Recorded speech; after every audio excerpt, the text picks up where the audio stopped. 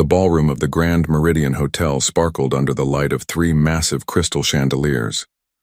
Every table was covered with white cloth, and expensive wine glasses stood in perfect rows. The air smelled like roses and fresh polish. Outside the tall windows, the city lights twinkled like stars that had fallen to earth. Sarah Chen stood near the entrance, holding a small black purse in both hands. She wore a simple navy blue dress that she had bought from a discount store 3 years ago. Her black hair was pulled back into a neat bun, and she wore no jewelry except for a plain watch on her left wrist. She was 57 years old, but she looked tired in a way that made her seem older. This was her first company event since she started working at Hartwell Investment Group 2 months ago. She was an administrative assistant, which meant she answered phones, organized files, and made copies of documents. The pay was not great, but it was steady. Sarah needed steady. She watched as her coworkers arrived in groups, laughing and talking loudly. They all seemed to know each other well. Sarah recognized some faces from the office, but she had not spoken to most of them beyond simple greetings. She preferred to keep to herself. It was safer that way. "Sarah, you came," a cheerful voice called out. Sarah turned to see Jennifer Martinez walking toward her. Jennifer worked in the accounting department on the same floor. She had curly brown hair and always wore bright lipstick. She was one of the few people who had tried to befriend Sarah. "Hello, Jennifer," Sarah said with a small smile. "You look very nice, and thank you." "So do you." Jennifer linked her arm through Sarah's. "Come on, let's get some food before Marcus gives his speech. I heard they have shrimp cocktail." Sarah let Jennifer guide her toward the buffet tables. She was grateful for the company.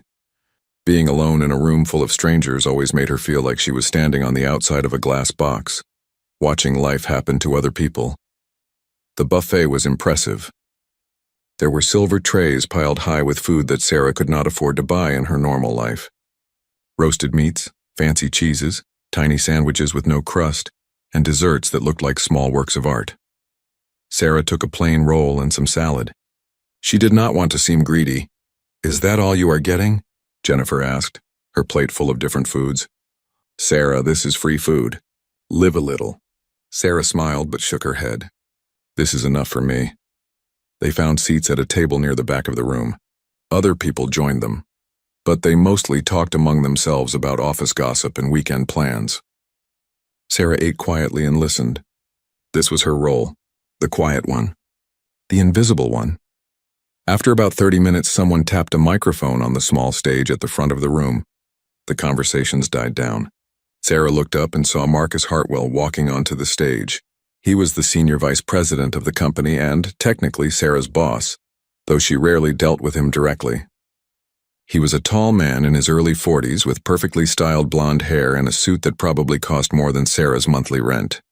"Good evening, everyone," Marcus said, his voice booming through the speakers. "Welcome to Hartwell Investment Group's annual Corporate Appreciation Dinner." People clapped politely. Marcus smiled, showing very white teeth. "I want to thank you all for your hard work this year," he continued. "Because of your dedication, we have seen record profits. And record profits mean record bonuses." The room erupted in cheers and applause. Sarah clapped softly. She would not be getting a bonus. Administrative assistants did not get bonuses. Marcus talked for several more minutes about company achievements and future goals. Sarah's mind began to wander. She looked at the grand piano sitting in the corner of the stage. It was a beautiful instrument, black and shiny, probably worth more money than she would make in several years. She wondered if it was in tune. She wondered if anyone here even knew how to play it. "Now I know what you are all thinking," Marcus said, pulling Sarah back to attention. "Marcus, you handsome devil, why is there a piano on stage?" "Well, I will tell you. When I was planning this event, I thought we need some class. We need some culture. And what is more classy than a piano?" He walked over to the piano and ran his hand along its surface like he was petting an expensive car. "Some of you might not know this about me," Marcus continued, "but I actually took piano lessons as a child. 5 years of lessons," my mother insisted. "She said it would make me a gentleman." He laughed at his own story. "I was pretty good too. Not concert level or anything, but I could play some Mozart, some Beethoven basics. The ladies loved it. A few people laughed." Sarah noticed they were the people who wanted to impress Marcus. "In fact," Marcus said, sitting down on the piano bench, "let me show you what I remember." He placed his fingers on the keys and began to play. Sarah recognized the piece immediately. It was a simple arrangement of Für Elise by Beethoven. Every child who took piano lessons learned this piece. Marcus played it slowly and carefully, making several mistakes. His timing was off and his left hand barely moved. When he finished, people clapped anyway. Marcus stood up and bowed dramatically. Thank you, thank you. I still have some magic in these fingers. He was clearly very pleased with himself. Sarah felt a small ache in her chest. The piano deserved better than that. Now, Marcus said, I wonder if anyone else here plays. Any hidden talents in the room? Sarah looked down at her plate. She did not want to be noticed. Oh, Sarah plays piano, Jennifer said suddenly, her voice carrying across the room. Sarah's head snapped up. She stared at Jennifer with wide eyes. No, no, no, no, Sarah? Marcus scanned the room. Who is Sarah? Jennifer raised her hand and pointed at Sarah. Sarah Chen. She works in your department. All eyes turned to Sarah. She felt her face grow hot. Her hands began to shake slightly under the table. Marcus squinted at her from the stage. Oh, the new assistant. Sarah, is it true? Do you play? Sarah opened her mouth, but no words came out. How could she answer? Yes, she played. But saying yes would lead to questions. Questions would lead to stories. Stories would lead to a past she had buried deep. I took some lessons long ago, Sarah finally said quietly. But it has been many years. Well, come on up. Marcus waved at her. Do not be shy. Show us what you have got. No, thank you, Sarah said, her voice barely audible. I am not good anymore. Oh, come on. Someone from another table called out. We want to hear. More people joined in, encouraging her. Sarah felt panic rising in her throat. She looked at Jennifer, who seemed confused by Sarah's reaction. I really cannot, Sarah said louder now. My hands. They do not work well anymore. This was true in a way. Her hands bore scars that most people never noticed. Years ago they had been damaged. They had healed, but not perfectly. Never perfectly. Marcus laughed from the stage. It was not a kind laugh. Well, if you play the piano, I'll leave, he said, still chuckling. I am just joking, of course. But seriously, after my performance, anyone else would sound like a beginner anyway. Some people laughed with him. Sarah felt the moment pass. The attention shifted away from her as Marcus started talking about something else. She released a breath she did not know she had been holding. I am sorry, Jennifer whispered next to her. I did not know it would embarrass you. I just thought it would be fun. It is okay, Sarah said, though her heart was still beating fast. You did not know. The rest of the evening passed slowly. Marcus continued to hold court, moving from table to table, shaking hands and telling stories. He was the kind of man who loved being the center of attention. Sarah watched him carefully. She had met men like him before, men who thought they were better than everyone else, men who never imagined that the quiet woman in the corner might have a story more interesting than their own. As the event was winding down, Sarah excused herself and walked to the restroom. She needed a moment alone. Inside, she looked at herself in the mirror. Her reflection showed a tired woman with gentle eyes and worry lines on her forehead. Who did she see? The girl she used to be was gone. That girl had died in a hospital room 38 years ago, even though her body survived. Sarah turned on the cold water and let it run over her hands. She looked down at them. They were small hands with thin fingers and short nails. On her left hand, between her thumb and first finger, there was a thin white scar that ran about 2 inches long. On her right hand, 2 of her fingers had similar scars. Most people never noticed them. But Sarah saw them every day. She flexed her fingers slowly. They still worked. They could type, hold a pen, carry groceries. They could do all the normal things that hands do. But they could not do what they once did. They could not fly across piano keys with the speed and precision that had made a young girl famous across 3 continents. Sarah dried her hands and walked back into the ballroom. Most people were leaving now, saying their goodbyes and heading to the parking lot. She found Jennifer and thanked her for inviting her to sit together. Are you okay? Jennifer asked, looking concerned. You seem upset. I am fine, Sarah said. Just tired. I think I will go home now.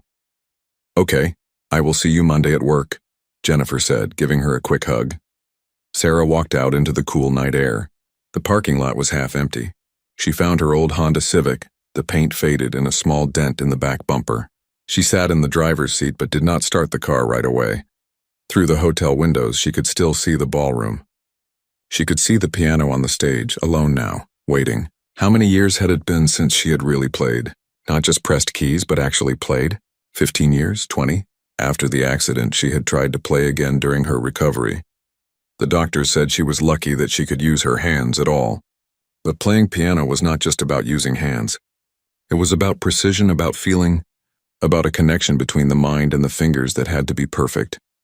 When she realized she would never play professionally again, something inside her had broken. Music had been her whole life. She had started playing at age 4. By age 7, she was winning local competitions in Taipei. By age 10, she was performing in concert halls. By age 12, she had won the Chopin International Piano Competition for young pianists, one of the most prestigious competitions in the world. The newspapers had called her the Angel of the Piano. Her parents had been so proud. Her teachers said she would be one of the greatest pianists of her generation. She had been scheduled to perform with the Berlin Philharmonic the month after she turned 19. Then came the car accident. Her mother had been driving. They were going to a rehearsal. Sarah never remembered the moment of impact. She only remembered waking up in the hospital, her hands wrapped in bandages, her mother crying beside the bed. The doctors did their best. She had surgery twice, but the damage to the nerves and tendons was too severe. She could move her fingers, but the fine motor control was gone. The speed was gone. The ability to play the complex pieces that had made her famous was gone. Her performance career ended before her 20th birthday. Her family's financial situation, which had depended on her performances and the sponsorships that came with them, collapsed. Her father's business had failed the same year. Suddenly, they had nothing. Sarah had to find work. Any work. She took a job as a secretary, then as a store clerk. Eventually, she saved enough money to come to America, hoping for a fresh start. That was 25 years ago. In America, no one knew who she was. No one knew about the competitions, the performances, the reviews that praised her as a prodigy. She was just another immigrant trying to make a living, and that was exactly what she wanted, to be invisible, to be forgotten. She had not told anyone about her past. Not her landlord, not her co-workers, not even Jennifer, who was probably the closest thing she had to a friend. What would be the point? That life was over. That girl was gone. Sarah finally started her car. As she drove home to her small apartment, she thought about Marcus's words. "If you play the piano, I'll leave." He had laughed. He had been joking, of course, just trying to be funny. He had no idea. No idea who she was. No idea what she had lost. No idea that the quiet woman he barely noticed had once played for presidents and kings. And that was fine. That was how Sarah wanted it.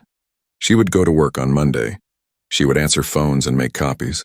She would be invisible. But as she parked her car and walked up the stairs to her apartment, she could not stop thinking about that piano, how it had looked under the lights, how the keys had gleamed, how her fingers had ached just a little wanting to touch them.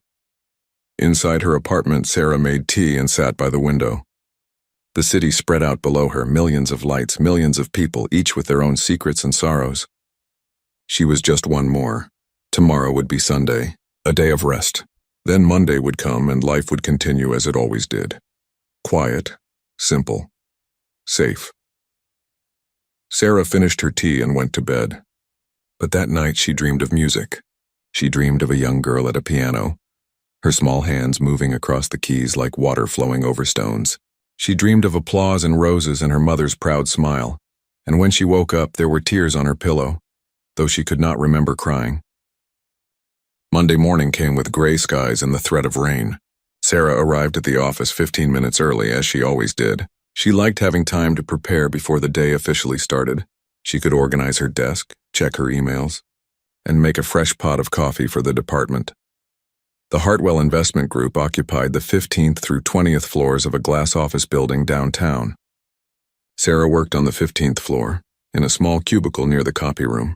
Her desk was neat and plain. She had no personal photos, no decorations, just a small plant that Jennifer had given her when she started. Sarah turned on her computer and began going through her task list.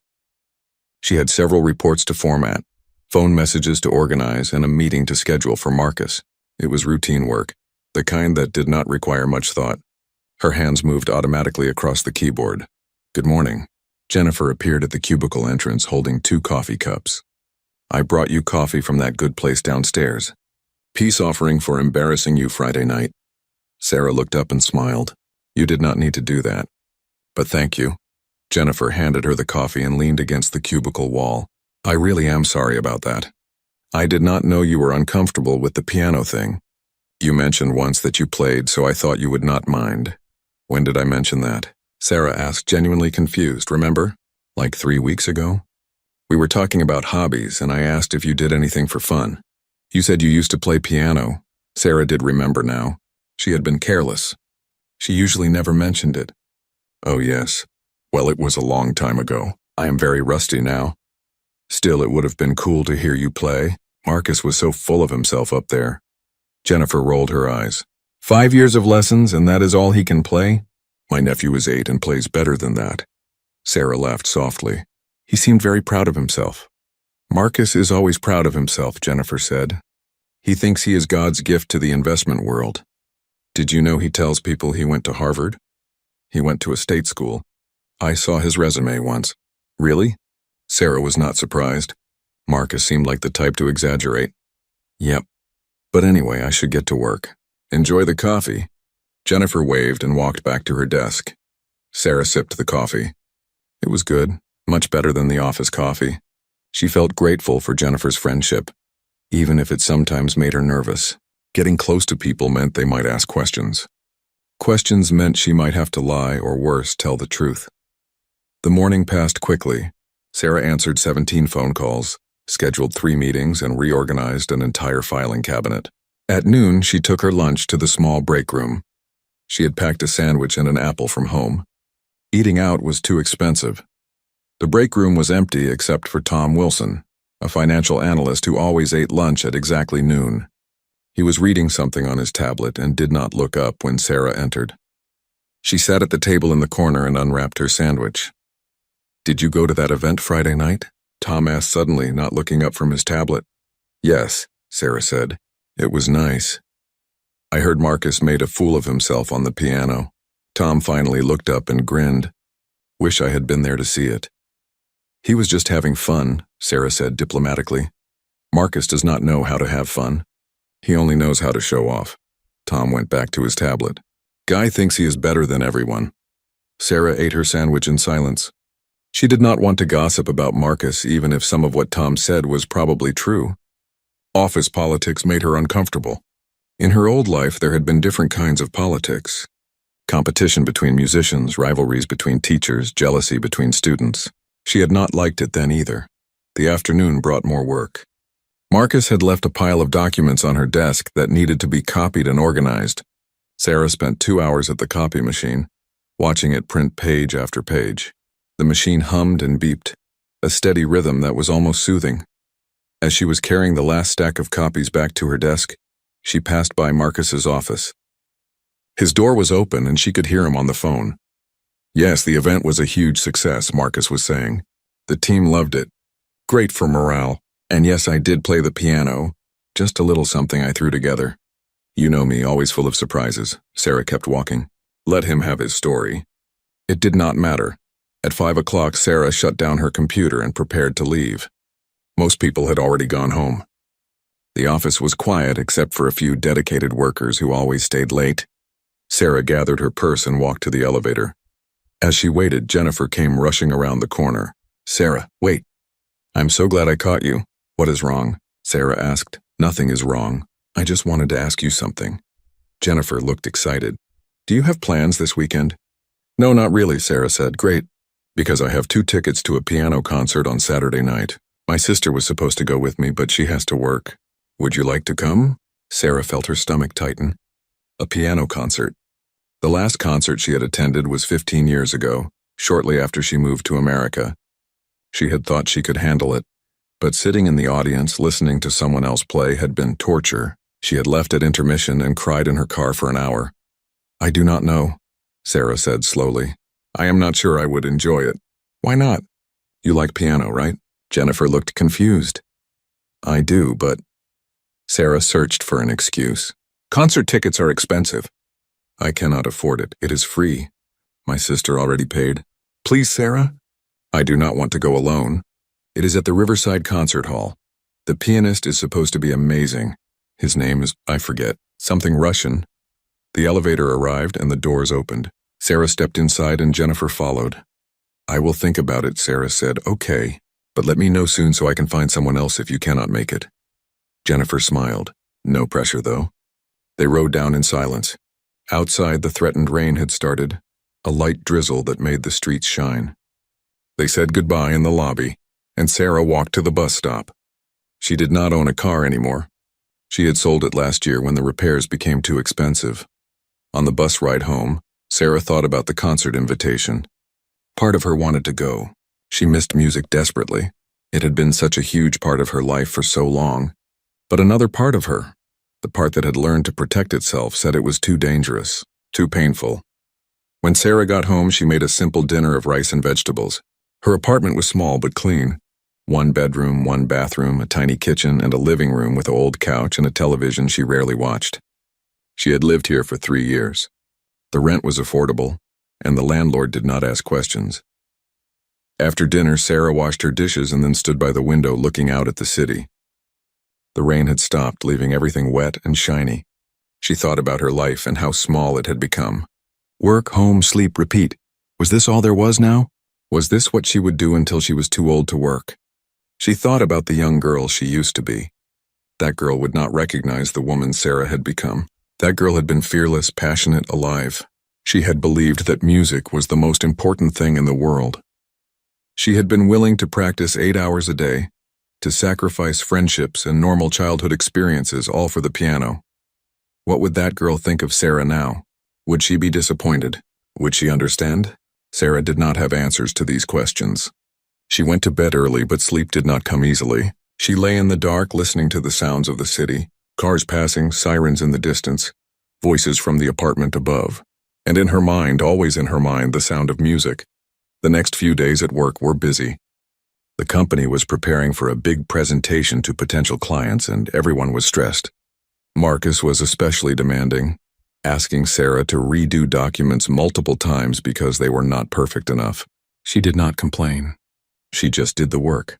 On Thursday, Jennifer asked again about the concert. So, have you decided? The concert is Saturday at 7. We could get dinner before if you want.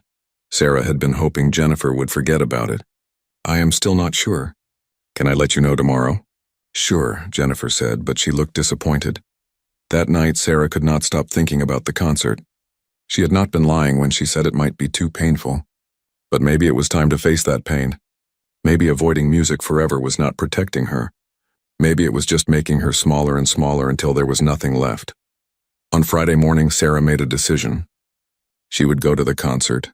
It was just a few hours. She could handle it. She found Jennifer in the break room. I will go to the concert with you, Sarah said. If the offer is still available. Jennifer's face lit up. Really? That is great. I am so happy. Okay, how about we meet at the concert hall at 6:30? That gives us time to find our seats.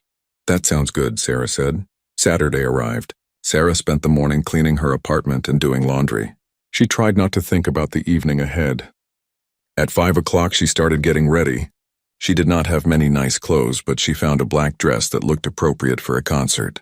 She braided her hair and put on a little lipstick, something she rarely did. The bus ride to the concert hall took 40 minutes. Sarah arrived early and waited outside the main entrance. The Riverside Concert Hall was beautiful, with tall white columns and marble steps. She had never been here before. People in expensive clothes walked past her talking and laughing.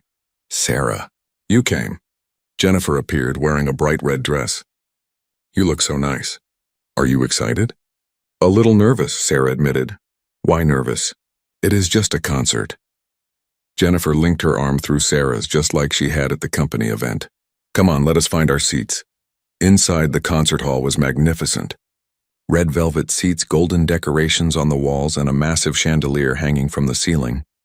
The stage was large with a single grand piano in the center. Sarah's breath caught in her throat. The piano was beautiful, probably a Steinway, perfectly positioned under the stage lights. Their seats were in the middle section, about 20 rows back. Good seats, not too close but not too far. Sarah sat down and looked around. The hall was filling up quickly. People of all ages, some young, some old, all here to listen to music. I have never been to a piano concert before, Jennifer whispered. I usually like pop music, but my sister loves classical stuff and she said this guy is supposed to be really good. His name is... Oh, here it is in the program. Dmitry Volkov. He is from Russia but lives in New York now. Sarah took the program Jennifer handed her. She looked at the name and felt a small jolt of recognition. Dmitry Volkov. She knew that name. He had been just a teenager when Sarah was still performing, but she remembered hearing about him. A talented young pianist from Moscow. If this was the same person, he would be in his 50s now, like her. The lights dimmed and the audience quieted. A man in a tuxedo walked onto the stage. He was tall and thin with gray hair and a serious face. This was Dmitry Volkov. He bowed to the audience, sat at the piano, and began to play. The first piece was Beethoven's Moonlight Sonata. Sarah knew it well. She had played it herself many times long ago. As the music filled the hall, Sarah felt something break open inside her. It was like a door she had kept locked for years suddenly swung wide. The music was beautiful. Volkov played with such emotion, such precision, such perfect control. Every note was exactly right. His hands moved across the keys with the kind of grace that Sarah had once possessed. She felt tears begin to slide down her cheeks. She tried to stop them, but they kept coming. Next to her, Jennifer was watching the stage, completely absorbed in the performance. She did not notice Sarah crying. The sonata ended and the audience applauded. Volkov waited for silence, then began the next piece. It was Chopin, one of the nocturnes. Sarah's heart ached. Chopin had been her specialty. She had won the Chopin competition with pieces like this. As she listened, Sarah was transported back in time. She was 19 again, sitting at a piano in Warsaw, playing for the judges. She remembered the feeling of the keys under her fingers, the way the music seemed to flow through her rather than from her. She remembered the standing ovation, the flowers, her mother's tears of joy. And then she remembered the accident, the sound of metal crunching, glass breaking, her mother screaming. The pain in her hands, the hospital. The doctor's sad face as he explained that the damage was permanent. More tears fell. Sarah wiped them away quickly, hoping no one would see, but the music kept pulling at her, pulling out all the grief she had buried so deep. The concert continued. Volkov played Rachmaninoff, then Liszt, then more Chopin. Each piece was perfect. The audience was completely silent except for the occasional cough. Everyone was mesmerized. During one particularly soft passage, Sarah looked down at her own hands resting in her lap. In the dim light, she could barely see the scars, but she knew they were there. She flexed her fingers slightly, wondering what they would feel like on a piano now. Would they remember? Would the music still be inside them somewhere? The concert ended with a thunderous piece by Prokofiev. When Volkov played the final chord, the audience exploded into applause. People stood up cheering. Volkov bowed again and again. Someone threw flowers onto the stage. Sarah stood with everyone else clapping, tears still streaming down her face. Jennifer finally noticed. Sarah, are you okay? Why are you crying? Jennifer looked concerned. The music, Sarah said, her voice shaking. It was just very beautiful. It was not it? Jennifer smiled. I did not think I would like classical music, but that was amazing. Are you sure you are okay? Yes, Sarah said, wiping her face with her hand. I am fine. Thank you for inviting me. They left the concert hall with the crowd. Outside, the night air was cool and fresh. Sarah felt exhausted, like she had run a marathon. Her emotions were all over the place. Do you want to get some coffee or something? Jennifer asked. There is a cafe around the corner. No, thank you, Sarah said. I think I need to go home. But I had a wonderful time, really. Okay, I will see you Monday then. Jennifer gave her a hug. Thanks for coming with me. Sarah took the bus home, still feeling shaken by the experience. The concert had cracked something open inside her, something she had tried to keep sealed. All weekend she felt unsettled. She cleaned, she cooked, she tried to read, but she could not focus on anything. Her mind kept returning to the concert, to the music, to her own past. On Sunday evening, she sat by her window and made a decision. She needed to try something, just once, just to see. Sarah went to her closet and pulled out a cardboard box from the back. Inside were a few items from her old life that she had kept. Photos of her as a child at the piano, a program from a concert in Vienna, some newspaper clippings in Chinese that she could not bear to throw away, and at the bottom, sheet music. Lots of sheet music. She pulled out a piece. Chopin's Nocturne in E-flat major, one of her favorites. She looked at the notes on the page and her fingers began to move automatically, pressing invisible keys. The muscle memory was still there, buried deep but not forgotten. Sarah knew what she had to do. She had to play again. Not professionally, not for an audience, just for herself. Just to know if the music was still inside her. But she did not have a piano. She had not touched a real piano in years. Where could she go? How could she do this without anyone knowing? Then she remembered. The Riverside Concert Hall. Jennifer had mentioned that they offered practice rooms that could be rented by the hour. It was expensive, but Sarah had some money saved. Maybe, just maybe, she could afford one session, 1 hour, just to see if her hands could still make music. On Monday, she would call and make a reservation. The thought terrified her and excited her at the same time. After so many years of silence, Sarah was going to play again. Monday morning felt different. Sarah woke up with a sense of purpose she had not felt in years. Before she even got out of bed, she knew exactly what she was going to do. She was going to rent a practice room and play the piano again. At work, she could barely focus. Her fingers kept tapping on her desk as if they were playing invisible keys. She kept thinking about the sheet music in her apartment, wondering which piece she should try first. Something simple, probably. Her hands were not what they used to be. During her lunch break, Sarah looked up the Riverside Concert Hall on her computer. The website said they had practice rooms available for rent, $25 per hour. Sarah swallowed hard. That was expensive, but she had to do this. She picked up her desk phone and dialed the number before she could change her mind. Riverside Concert Hall, how may I help you? A pleasant female voice answered. Hello, Sarah said, her voice slightly shaky. I would like to rent a practice room. One with a piano. Certainly. When were you thinking? Sarah thought quickly. Is this evening possible? Around 6 o'clock? Let me check. There was a pause and the sound of typing. Yes, we have practice room 3 available at 6. It has a Yamaha grand piano. Is that acceptable?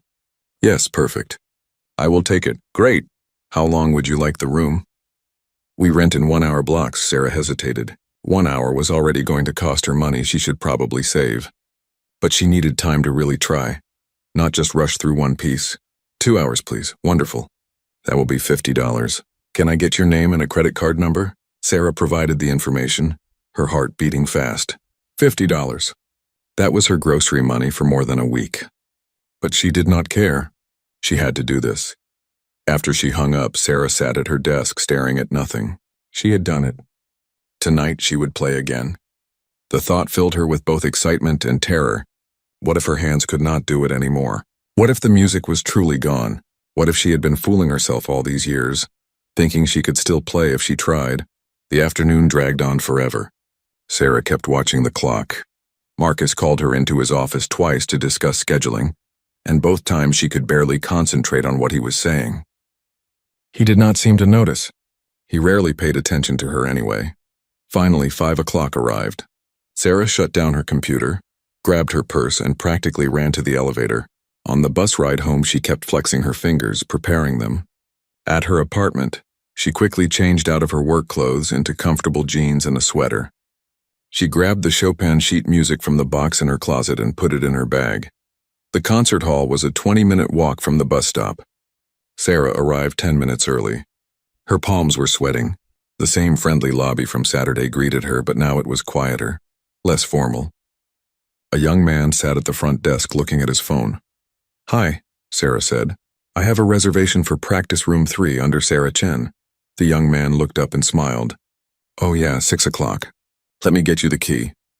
He reached under the desk and pulled out a key with a number 3 on the tag. Down that hallway, 3rd door on the left. You have until 8 o'clock. If you need more time, just come let me know. Thank you, Sarah said, taking the key. Her hand was shaking slightly.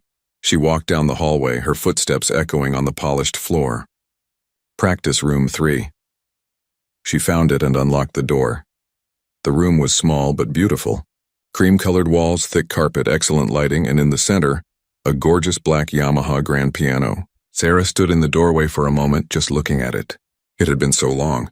so very long. She stepped inside and closed the door behind her. The room was completely soundproof. She could hear nothing from outside. It was just her and the piano. Sarah walked slowly toward the instrument.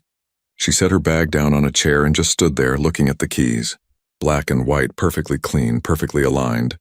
Waiting. She pulled out the piano bench and sat down. The height was good. She adjusted it slightly, the way she used to in her performing days. Then she placed her hands on her lap and closed her eyes, taking deep breaths. This was it. The moment of truth. Sarah lifted her hands and let them hover over the keys. She could feel the heat from the lights above. She could smell the faint scent of wood polish. Everything was perfect. She placed her fingers on the keys' middle C position, the way she had been taught as a child. The keys were cool and smooth under her fingertips. She pressed down gently, just playing a scale. C, D, E, F, G, A, B, C. The sound filled the room. It was a good piano, well-tuned with a warm tone. Sarah felt tears spring to her eyes immediately. The sound. Oh, the sound. She had missed it so much. She played the scale again, this time with her left hand. Then with both hands together, going up and down. Her fingers felt stiff and awkward, but they remembered. The muscle memory was still there, buried under years of not playing. Sarah opened the Chopin sheet music and set it on the piano's music stand. Nocturne in E-flat major. She had played this piece hundreds of times. She knew it by heart, but she wanted the music there anyway to guide her. She looked at the first measures, reminding herself of the tempo and the dynamics. Then she began to play.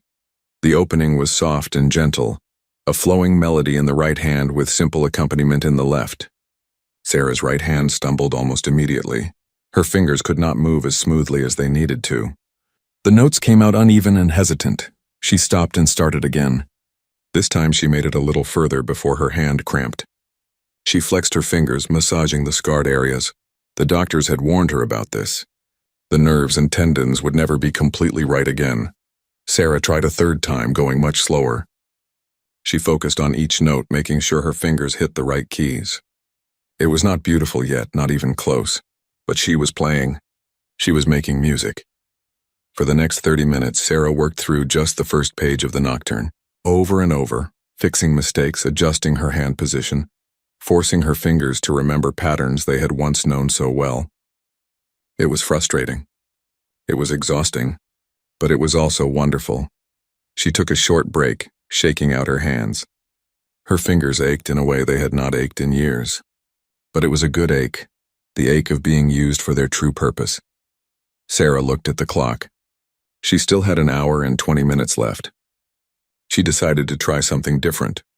She put away the Chopin and pulled out a simpler piece from her bag, a Bach prelude, something more structured, less dependent on smooth flowing technique. The Bach was easier. Her fingers could handle the clearer, more separated notes better than the flowing romantic style of Chopin.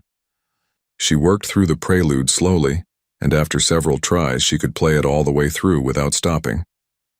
When she finished, Sarah sat back and laughed. It was not a bitter laugh. It was a laugh of surprise and joy. She had done it. It was not perfect, not even close, but she had played a complete piece. The music was still inside her. For the next hour, Sarah played through several simpler pieces. She avoided the complex works that had made her famous. Those were beyond her now, probably forever. But there was still so much music she could play. Simpler pieces, slower pieces, pieces that did not require the lightning-fast precision that her damaged hands could no longer provide. When 8 o'clock came, Sarah felt like she had run a marathon. Her hands hurt, her back hurt from sitting in one position, and her emotions were completely wrung out. But she also felt more alive than she had felt in decades. She carefully put away her sheet music and stood up from the bench. She placed her hand on the piano surface one more time, feeling the smooth wood. "Thank you," she whispered to the instrument. Back at the front desk, Sarah returned the key. "How was it?" the young man asked. "It was good," Sarah said simply. "Very good." On the bus ride home, Sarah felt like she was floating. Yes, her playing had been rough. Yes, she had made countless mistakes. Yes, she was nowhere near the level she had once been. But none of that mattered. What mattered was that she had played. The music was not dead inside her. That night, Sarah could not sleep. Her mind was racing with thoughts. She could play again. Not professionally, not for audiences, but for herself. That was enough. That was more than enough. But where could she practice regularly? She could not afford to rent the concert hall practice room every week. $25 an hour, even just once a week, was too much for her budget. She needed to find another solution. Over the next few days, Sarah researched options. There were music stores that had practice rooms, but they were even more expensive than the concert hall. There were community centers, but most did not have pianos. Church pianos required permission and were often in use for services and events. Sarah was starting to feel discouraged when, on Thursday, something unexpected happened at work. She was in the break room, heating up her lunch in the microwave when Marcus walked in. He looked stressed, running his hand through his perfectly styled hair in a way that messed it up. "This is a disaster," he muttered, not really talking to Sarah, just talking to the air. An absolute disaster. Sarah stayed quiet. She had learned that sometimes Marcus just needed to complain out loud. "The charity gala," Marcus continued, pacing. "It is in 3 weeks. 3 weeks, and the entertainment just canceled. Some famous pianist. He has the flu and is canceling all his performances for the next month." Sarah's heart skipped a beat. A charity gala. Entertainment. A pianist. "I have called everyone," Marcus went on. "Every agency, every music school, every contact I have. No one is available on such short notice. This is going to ruin my reputation. The partners are going to kill me. I organized this event." He grabbed a bottle of water from the refrigerator and left the break room, still muttering to himself. Sarah stood frozen, her lunch forgotten. A charity gala needed a pianist. She was a pianist, but no, that was crazy. She could not perform. She had not performed in nearly 40 years. Her hands could not handle complex pieces. She would embarrass herself. But the thought would not leave her mind. All afternoon as she worked, she kept thinking about it. The company's charity gala, a chance to play for an audience again. It was terrifying. It was impossible. No, she could not do it. It was too risky. What if she failed? What if she froze up? What if her hands could not handle the pressure? That evening, Jennifer stopped by Sarah's desk. "Did you hear about the gala disaster?" "I heard Marcus talking about it," Sarah said carefully. "He is freaking out. Apparently this is a really big deal. All the major clients will be there. Partners from other firms. If it is a disaster, it will look really bad for the company." Jennifer shook her head. "I feel kind of bad for him, even though he is usually so full of himself." Sarah nodded but did not say anything. Over the weekend, Sarah could not stop thinking about the gala. She went back to the concert hall and rented the practice room for another 2 hours. This time she pushed herself harder. She tried more complex pieces, seeing what her hands could and could not do. The results were mixed. She could play moderately difficult pieces if she went slowly. She could handle most intermediate-level classical works. But the virtuoso pieces she had once performed with ease were beyond her. Her hands simply could not move fast enough anymore, and the scarred areas would seize up if she pushed too hard. But there were still beautiful pieces she could play. Pieces that depended more on emotion and phrasing than on speed and technique. Pieces that could move an audience even if they were not as flashy as the work's famous pianists performed. An idea began to form in Sarah's mind. A crazy idea, an impossible idea, but it would not go away. On Monday morning, Sarah arrived at work with her heart pounding. She had made a decision, though she was not completely sure it was the right one. She waited until mid-morning when she knew Marcus would be in his office. Then she stood up, smoothed her skirt, and walked to his door. It was open as usual. Marcus was on his phone, looking at his computer screen with a frown. Sarah knocked gently on the door frame. Marcus looked up, surprised to see her.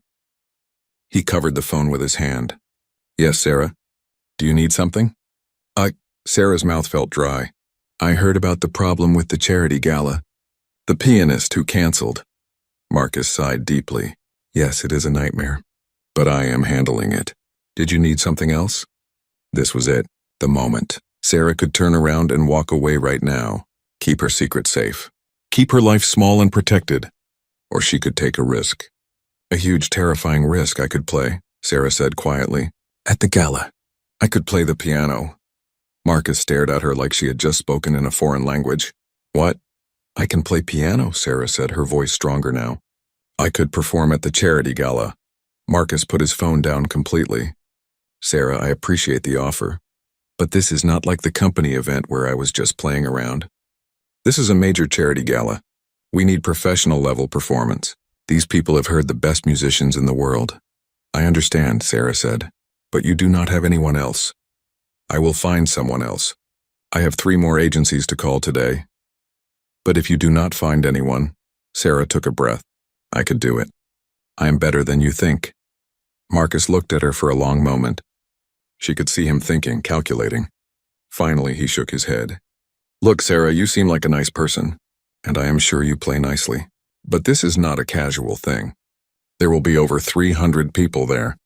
Very important people. I cannot risk it. What if I audition for you? Sarah heard herself say. Let me play something for you. If you think I am not good enough, fine, but at least give me a chance. Marcus rubbed his face with both hands. He looked exhausted. When? Whenever you want, today. Right now, if you can spare 20 minutes. He looked at his calendar on the computer screen. I have a meeting at 11. I have 20 minutes now. But Sarah, I am telling you, this is probably not going to work out. I understand, Sarah said. Where can I play for you? Marcus thought for a moment. There is a piano in the company lounge on the 17th floor. The CEO likes to play sometimes. We can go there. Sarah's heart was racing so fast she thought it might explode. What had she just done? This was insane. But she could not back out now. They took the elevator to the 17th floor. The executive lounge was elegant with leather furniture and a view of the city. And in the corner there was a beautiful black grand piano, even nicer than the one in the practice room. Okay, Marcus said, checking his watch. I have 15 minutes now. Show me what you have got. Sarah walked to the piano, her legs shaking. She sat down on the bench and placed her hands on the keys. They were trembling. She closed her eyes and took 3 deep breaths. She thought about the little girl who had won competitions. She thought about the teenager who had played for thousands. She thought about the music that had never really died inside her. Just waited. Sarah opened her eyes and began to play. She had chosen Debussy's Clair de Lune. It was a piece that was beautiful, but not extremely difficult technically. It required emotion and feeling more than speed. It was perfect for her hands now. The opening notes floated into the air, soft and gentle like moonlight. Sarah's fingers moved across the keys and she forgot about Marcus watching. She forgot about her fear. She forgot about everything except the music. Her hands hurt. The scarred areas pulled and ached. But she pushed through it. She poured everything into the music. All her lost dreams, all her hidden sadness, all her quiet hope. The piano sang under her fingers. When she played the final notes and let them fade into silence, Sarah sat very still for a moment. Then she turned to look at Marcus. He was staring at her with his mouth slightly open. His expression had completely changed. He looked shocked. Sarah, he said slowly. Who are you? Sarah looked at Marcus and saw genuine confusion on his face. His cocky expression was gone, replaced by something she had never seen before. Respect? Maybe even awe. I am just Sarah, she said quietly, standing up from the piano bench. An administrative assistant who happens to play piano. That was... Marcus shook his head. That was not just playing piano. That was professional level. Where did you learn to play like that? Sarah felt her walls going up automatically. She had kept her secret for so long. But if she was going to do this, if she was really going to play at the charity gala, some truth would have to come out. I studied music when I was younger, she said carefully, in Taiwan. I took it very seriously for many years. Seriously? That is an understatement. Marcus was looking at her like he had never really seen her before. You could be performing in concert halls. What are you doing working as an assistant? Life happens, Sarah said simply. Things change. I am happy with my job. Marcus was quiet for a moment, still processing. Then he checked his watch and seemed to snap back to business mode. Okay, this changes everything. Can you play for 2 hours? That is what we need for the gala. 2 hours of music with 1 intermission. Yes, Sarah said, though her heart sank a little. 2 hours was a long time. Her hands would struggle, but she could do it if she chose her pieces carefully. Great. Perfect. This is actually perfect. Marcus was pulling out his phone, already moving on to the next thing. The gala is 3 weeks from Saturday. That gives you time to prepare. I will need a list of what you are planning to play by the end of the week. And Sarah? Yes? Thank you, really. You're saving my life here. He paused. And I am sorry about what I said at the company event. That joke about leaving if you played. That was stupid of me. Sarah gave him a small smile. It is okay. You did not know. No, I did not. Marcus looked at her thoughtfully. I am realizing there is a lot I did not know. After he left for his meeting, Sarah stood alone in the executive lounge. She walked back to the piano and placed her hand on its surface. What had she just agreed to? Playing for 2 hours in front of 300 important people? This was crazy, but it was too late to back out now. She had committed. She would have to make it work. Sarah spent her lunch break in the company library, a small room with a few computers that nobody used much. She needed to plan her program carefully. 2 hours of music meant she needed about 10 to 12 pieces depending on their length. She made a list of pieces she knew well and could play with her current limitations. Nothing too fast. Nothing that required extreme precision or hand stretching. But pieces that were still beautiful, still impressive. Pieces that would move people emotionally even if they were not technically difficult. Debussy's Clair de Lune, which she had just played for Marcus. Chopin's Nocturne in E-flat major. A Bach prelude. Some Satie. Maybe some Schubert. A couple of easier Chopin pieces. She could make this work. That evening, Sarah went straight from work to the music store downtown. She needed to buy sheet music for a few pieces she did not have. The store was small and crowded with shelves of music books and a few old instruments for sale. An elderly man worked behind the counter. He had wild white hair and glasses held together with tape. Can I help you find something? He asked. I need sheet music, Sarah said. Chopin, Satie, and Debussy. A pianist. The man smiled. We have a good classical section. Follow me. He led her to a corner where shelves were packed with piano music. Sarah started looking through the Chopin section. Everything was here. Her fingers itched to play all of it, but she had to be realistic about what her hands could do. Are you preparing for something special? The old man asked. A performance, Sarah said. In 3 weeks. How exciting! Where are you performing? Sarah hesitated, then decided there was no harm in telling him. He did not know her. The Hartwell Investment Group Charity Gala. At the Grand Meridian Hotel, the man's eyebrows went up. That is quite a prestigious event. Good for you. Do you perform often? No, Sarah said softly. I have not performed in a very long time. Almost 40 years? 40 years? And you are jumping back in with a major event? The man looked concerned. That is brave. Some might say too brave.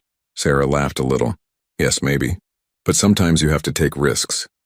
She selected several books of sheet music and brought them to the counter. The total came to $78. Sarah winced but handed over her credit card. This was important. It was worth it. As the old man was bagging her purchase, he said, I used to play piano myself, professionally for a while. That was 50 years ago now. I was never great, but I was decent. Good enough to make a living. What made you stop? Sarah asked. Arthritis, he said, holding up his gnarled hands. Started in my 30s. By the time I was 40, I could not play anymore. It broke my heart, but I opened this store instead. If I could not make music, at least I could help others make music. Sarah looked at his hands and thought of her own scars. Do you miss it? Playing? Every single day, he said honestly. But you learn to live with loss, we all do. The important thing is to find new ways to connect with what you love. He handed her the bag. Good luck with your performance. Remember, the audience does not know what mistakes you make. Only you know. So if you miss a note, just keep going. Let the music carry you. Thank you, Sarah said. I will remember that.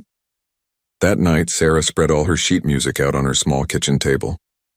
She made a detailed plan for her program, organizing pieces by key and mood to create a good flow.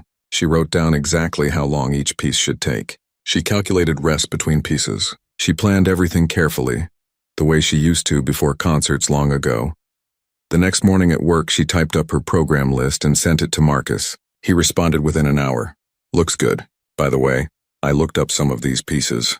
This is a strong classical program. I am impressed. Let me know if you need anything to prepare. We can give you access to the executive lounge piano for practice if that helps. Sarah wrote back thanking him and accepting the offer. Having access to a piano at work would save her money on practice room rentals. Over the next 2 weeks, Sarah's life became all about preparation. She practiced every lunch hour in the executive lounge. She rented the concert hall practice room on Saturdays for 4 hours. She played at home on her kitchen table, her fingers moving through the motions without sound. Her hands hurt constantly now. The old injuries were not used to this much use. Every night she soaked them in warm water and did the stretching exercises her physical therapist had taught her decades ago. She took over-the-counter pain medication. She pushed through the discomfort. Jennifer noticed something was different. "Are you okay?" she asked one day at lunch. "You seem distracted, and you are never in the break room anymore." Sarah had not told anyone except Marcus about the performance. She wanted to keep it quiet in case she failed. But Jennifer was her friend. She deserved to know. "Can you keep a secret?" Sarah asked. "Of course. I am performing at the company charity gala. Playing piano." Jennifer's eyes went wide. "What, really? How did that happen?" Sarah explained about the canceled performer and her offer to help. She did not mention her past, just that she played piano and was filling in. "That is amazing," Jennifer said. "I'm coming to the gala. I get to hear you play for real this time. Are you nervous?" "Terrified," Sarah admitted. "You will be great. I heard you play beautifully that night at the concert hall practice. Remember when you were crying? You understand music in a way most people do not." Sarah smiled. "Thank you. That means a lot." As the gala approached, Marcus became more involved in the details. He asked Sarah to do a full run-through of her program so he could time everything. He arranged for a piano tuner to come the day before the event. He even bought her a new dress to wear, an elegant black gown that probably cost more than Sarah made in a month. "You cannot perform in your regular clothes," Marcus said when he gave her the dress. "You need to look the part. Consider it a work expense." Sarah was touched by the gesture, even though it made her uncomfortable to accept such an expensive gift. "Thank you. This is very kind. It is the least I can do. You are saving this event." Marcus paused. "Sarah, can I ask you something? Why did you keep this hidden? Your talent. Why work as an assistant when you could be doing so much more?" Sarah had known this question would come eventually. She chose her words carefully. "Sometimes the path we think we will take changes. I had opportunities when I was younger. But things happened and I had to make different choices. This job gives me stability. That is important to me." Marcus nodded slowly. "I get that. But after this performance, you know people are going to ask questions. You might get offers, recognition. Are you ready for that?" "I do not know," Sarah said honestly. "But I will deal with it when it happens." The night before the gala, Sarah could not sleep. She lay in bed going through each piece in her mind, visualizing her hands on the keys. She thought about all the things that could go wrong. Her hands could cramp. She could forget the music. She could freeze up from fear. The audience could be disappointed, but she also thought about the music itself. The beauty of it. The way it had sustained her through the hardest times of her life. The way it still lived inside her after all these years. That was what mattered. Not the applause or recognition, just the music. Saturday arrived with clear skies and warm sunshine. Sarah spent the morning quietly in her apartment. She soaked her hands, did gentle exercises, and tried to stay calm. She ate a light lunch because her stomach was too nervous for anything heavy. At 3 o'clock, she got dressed in the beautiful black gown Marcus had given her. It fit perfectly, elegant but simple. She put on the small pearl earrings that had been her mother's, the only jewelry she had kept from her old life. She looked at herself in the mirror and barely recognized the woman looking back. She looked like someone who belonged on a stage. Sarah arrived at the Grand Meridian Hotel at 4:30, 2.5 hours before she was scheduled to perform. She wanted time to adjust to the piano, to practice a little, to prepare mentally. The ballroom was already being set up. Round tables were being dressed with white linens and flower arrangements. The lighting crew was testing spotlights, and on the stage there was the piano. It was magnificent, a concert grand Steinway, jet black and perfectly positioned. Sarah walked onto the stage and approached the piano.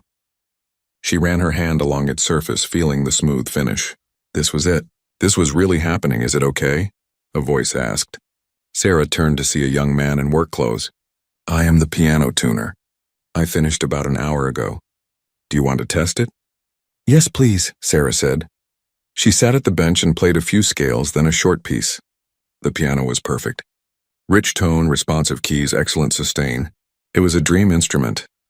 "This is beautiful," Sarah said to the tuner. "Thank you for your work. My pleasure." Good luck tonight." He smiled and left the stage.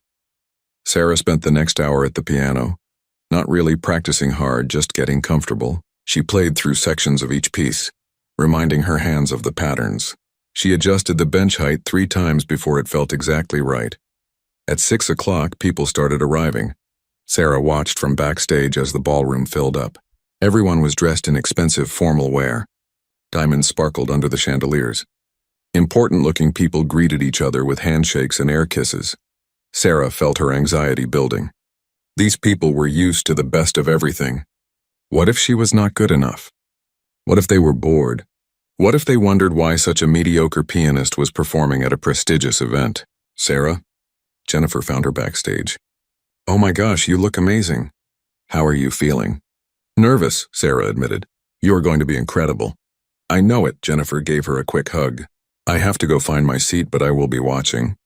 "You have got this." At 7 o'clock, Marcus came backstage. "We are ready for you. I am going to introduce you now. Are you ready?" Sarah took a deep breath. "As ready as I will ever be. Remember, these people are here for charity, not to judge your performance. They are already in a good mood. Just play your heart out." Marcus squeezed her shoulder. "Thank you again for doing this." Sarah listened as Marcus walked onto the stage. She heard him welcoming everyone through the microphone. She heard him talk about the charity they were supporting, a children's hospital. She heard him explain about the original performer canceling.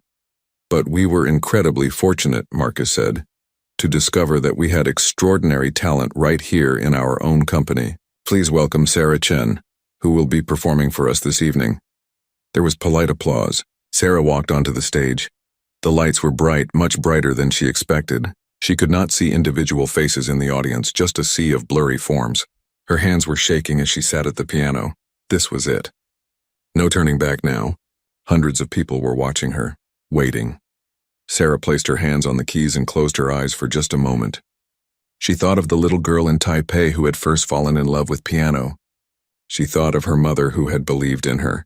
She thought of all the music she had carried inside her for 40 years, waiting for this moment. She opened her eyes, took one final breath, and began to play. The first notes of Clair de Lune floated into the air, soft and gentle like a whisper.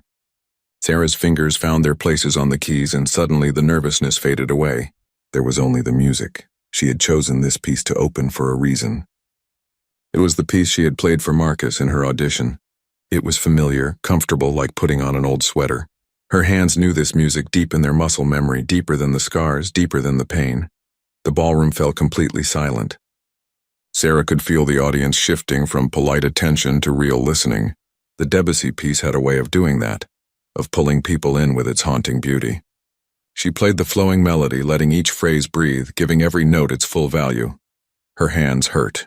The old injuries were screaming at her already, and she had only been playing for 2 minutes. But she pushed the pain to the back of her mind. She had learned long ago how to separate physical discomfort from musical performance. The body could hurt while the soul sang. The piece built to its gentle climax and then settled back down to the quiet ending. Sarah played the final notes and let them fade completely into silence before she lifted her hands from the keys. The applause started, and it was warm and genuine. Sarah allowed herself a small smile. One piece down. Many more to go. She moved directly into the next piece, a Chopin nocturne. This was more romantic, more emotional. Sarah let herself feel the music, really feel it. She thought about her mother who had loved Chopin. She thought about being 19 and believing her whole life was ahead of her. She thought about all the loss and grief she had carried for so many years. The music poured out of her, and it was not perfect. Her left hand stumbled once in a difficult passage. Her fingers could not move as quickly as the piece really required. But what came out was honest and heartfelt. She was not trying to impress anyone with technical skill. She was trying to share something real. As she played, Sarah became aware that the audience was deeply engaged. She could feel it in the quality of their silence. This was not the polite quiet of people being socially appropriate. This was the silence of people who were truly listening, truly moved. She continued through her program. Bach, clean and precise. Satie, simple and beautiful. More Chopin, more Debussy. Each piece carefully chosen to work within her physical limitations while still creating an emotional impact. About 45 minutes in, Sarah took a brief pause. She flexed her hands under the piano, trying to relieve the cramping. The pain was intense now, but she was not even halfway through. She had to keep going. She started the next piece, a Schubert impromptu. It was one of her favorites, melancholic and sweet at the same time. As she played, she noticed movement in the audience. An elderly man in the front row was leaning forward, his eyes fixed on her. Something about his posture suggested he knew more about piano music than the average person. Sarah finished the impromptu and moved on to a set of shorter pieces. These were easier on her hands, giving her brief moments of relief between the more demanding works. The program was structured carefully, alternating between more and less difficult pieces, allowing her hands to recover slightly. At the 1-hour mark, Marcus had scheduled a 15-minute intermission. Sarah stood up from the piano bench, and the applause was immediate and enthusiastic. People were not just being polite anymore. They were genuinely appreciating the performance. Backstage, Sarah sat in a chair and held her hands under cold water from a bottle. They were trembling and red. She massaged the scarred areas gently, trying to coax them into working for just 1 more hour. Jennifer came backstage, her eyes shining. "Sarah, this is incredible. Everyone is talking about how beautiful your playing is. Are you okay? You look tired." "I am fine," Sarah said, though she felt exhausted. "Just 1 more hour. You can do it. The hardest part is over." Jennifer hugged her quickly and went back to her seat. Marcus also came backstage. "Sarah, this is going even better than I hoped. People are actually paying attention instead of just chatting and drinking. Several people have asked me who you are and where you trained. What should I tell them?" "Tell them I am just someone who loves music," Sarah said. "That is not going to be enough. I think after tonight you are going to have some attention you cannot avoid." Sarah nodded slowly. She had known this might happen. "I will deal with it." The intermission ended and Sarah returned to the stage. The second half of her program included some of her favorite pieces. She had saved them for last, knowing she would need the emotional connection to get through despite the physical pain. She played more Chopin, a mazurka that reminded her of spring. She played Brahms, deep and serious. She played a piece by Faure that was so beautiful it made her own eyes water as she performed it. The elderly man in the front row had not moved. He was watching her with intense focus, and Sarah wondered who he was. There was something familiar about him, but she could not place it. As she moved into the final section of her program, Sarah made a decision. She had planned to end with a well-known Chopin waltz, something cheerful and uplifting. But now, in this moment, she felt called to do something different, something more personal. She paused before the final piece and spoke into the microphone for the first time all evening. "For my last piece," she said quietly, her voice slightly rough from not speaking, "I would like to play something I composed myself many years ago. I have never performed it publicly before." There was a murmur of interest from the audience. Sarah settled her hands on the keys. The piece was something she had written when she was 18, just months before the accident. She had never written it down, never recorded it. It existed only in her memory. It was a piece about hope and dreams, about a young girl who believed anything was possible. As she played her own composition, Sarah felt layers of emotion washing over her. This was the music of her younger self, full of optimism and ambition. But now she was playing it with the understanding of her older self. With all the pain and loss she had experienced, the combination created something new, something deeper. The piece was not technically difficult, but it was emotionally complex. It had moments of joy and moments of sorrow. It asked questions without giving answers. It was her story, told in music instead of words. When she played the final chord and let it ring out until it faded completely, the ballroom was absolutely silent for a long moment. Then the applause erupted. People stood up. Not just a few polite people in the front, but everyone. The entire audience rose to their feet, clapping loudly. Some people were wiping their eyes. The applause went on, filling the grand space with sound. Sarah stood up from the piano bench, her legs shaky, and bowed. She had not expected this. She had expected polite appreciation, maybe some compliments. But this was something else entirely. This was recognition. This was respect. The applause continued. Sarah bowed again, her own eyes filling with tears. After 40 years of silence, of hiding, of pretending she was just an ordinary person, she had played again. And people had listened. Really listened. Finally, the applause began to fade. Sarah left the stage on unsteady legs. Backstage, she collapsed into a chair. Her hands were on fire with pain. Her emotions were completely overwhelmed. She felt like she had just run a marathon and climbed a mountain at the same time. But she had done it. She had actually done it, Marcus found her a few minutes later. Sarah, people are asking for you. Important people. There is a gentleman who says he needs to speak with you. He is quite insistent. Who is he? Sarah asked. He says his name is Robert Chen. He is a music critic for the Times, but that is not all he said. Marcus looked at Sarah with a strange expression. He says he knows who you are. He says you are famous. Sarah's heart sank. Robert Chen, she knew that name. He had been a young music critic in Taiwan 40 years ago. He had reviewed some of her early performances. He must have recognized her playing. I am not famous, Sarah said quietly. I was a long time ago, but that was a different life.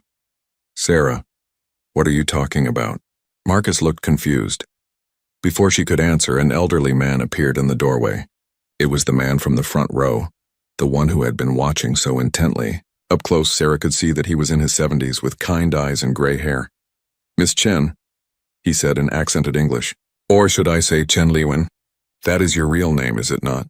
Sarah felt the world tilt slightly. Chen Liwen. No one had called her that in decades. That was her name in Taiwan before she Americanized it to Sarah. Yes, she whispered. That was my name. I knew it. The old man's face lit up. I knew I recognized your playing. The phrasing, the emotion, the way you breathe with the music. There is only one person who plays like that. You are the angel of the piano. Marcus looked between them. The angel of what? The angel of the piano, Robert Chen repeated. That is what the newspapers called her in the 1980s. Chen Liwen was one of the most celebrated young pianists in Asia. She won the Chopin competition at age 12. She performed with major orchestras all over the world. And then, he looked at Sarah. You disappeared. Everyone thought you had died or retired or maybe had a breakdown, but you just vanished. Where have you been? Sarah looked at this man from her past and felt all her carefully built walls crumbling down. Limited? Robert shook his head. What I just witnessed was not limited. It was different, yes. More mature, more emotional. Less about technical perfection and more about touching the heart. Do you know what I do now?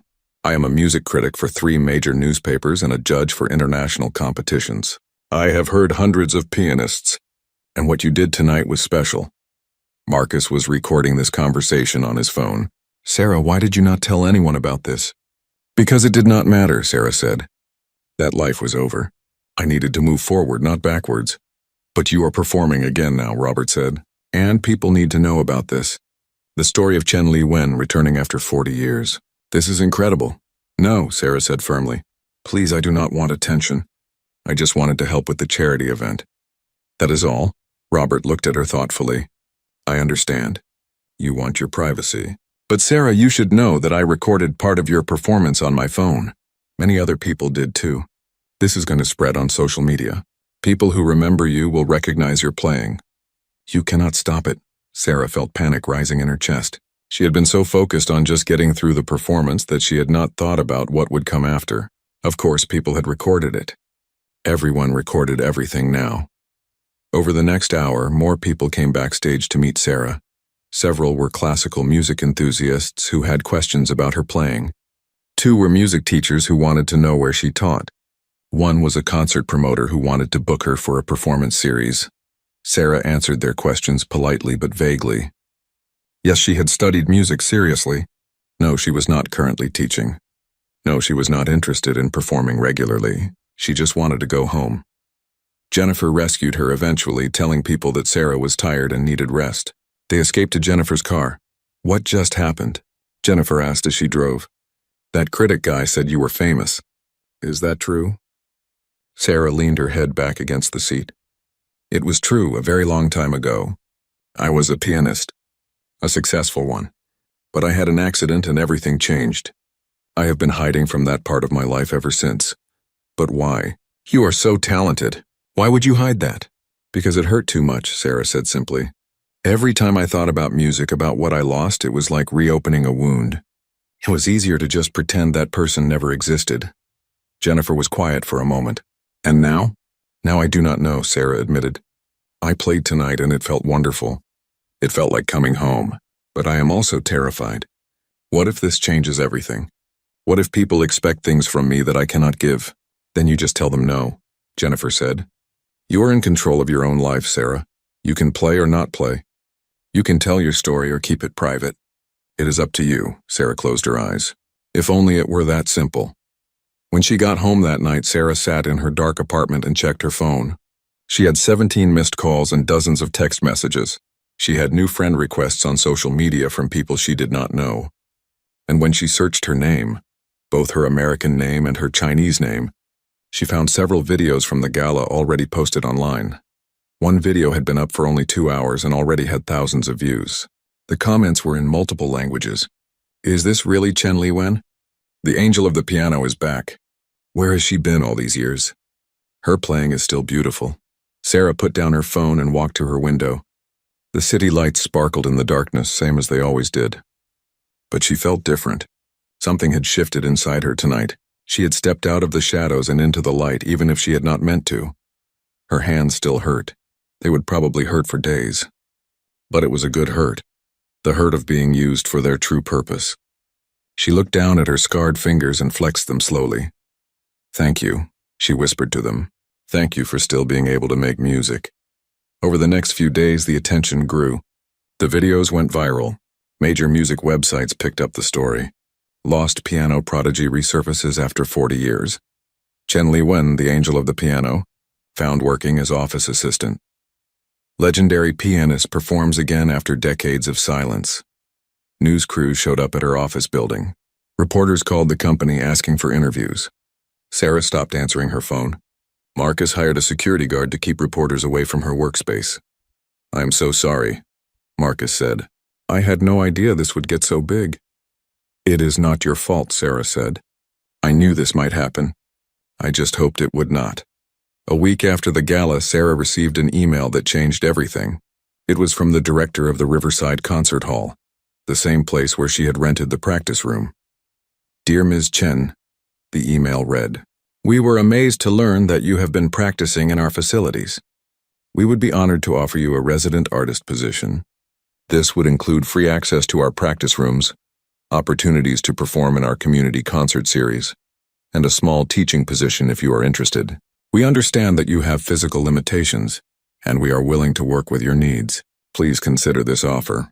The classical music world would benefit greatly from your return, even in a limited capacity.